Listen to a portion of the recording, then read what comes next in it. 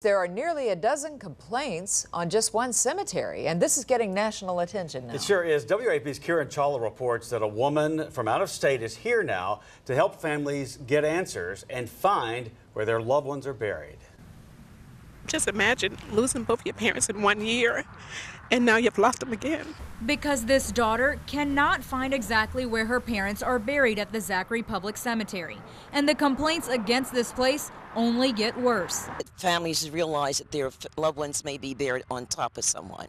Carolyn Jacoby is with Eternal Justice out of Maryland and travels nationwide to help grieving families with similar problems. So far, she says she has about a dozen complaints for this cemetery. We have a headstone out here on somebody who we don't even know where she's at. That could be somebody else's grave. Shelley Roy built this headstone for Pearl Richardson. Pearl died in March of last year. Richardson's family placed the headstone in the vicinity they think their loved one is buried. Her mother called someone with the cemetery for help. I called them and told them to meet us out here to find out where was she buried. And the man told me that that was our responsibility. To find your loved one? That's right. Reverend Stewart with the cemetery told Roy they do not maintain burial records. Mr. Stewart says their procedure for finding a vacant spot is to take a probe and feel down in the ground, and if they don't feel another grave in there, that's what they use.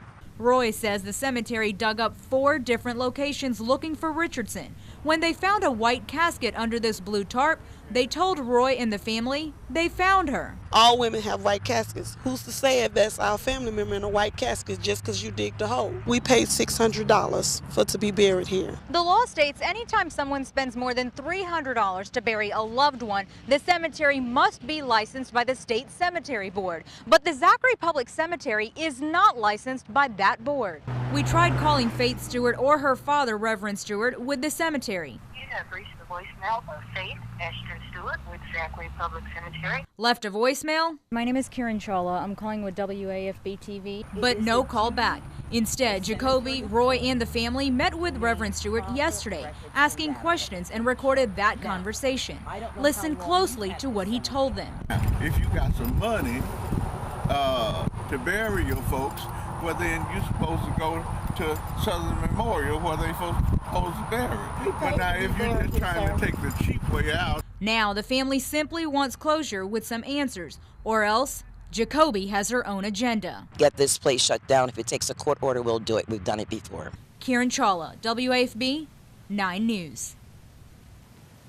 Now, the Stewarts were scheduled to meet all the involved parties at the cemetery today, but they apparently never showed up. The family, however, is telling us that Reverend Stewart did say he would meet with them tomorrow.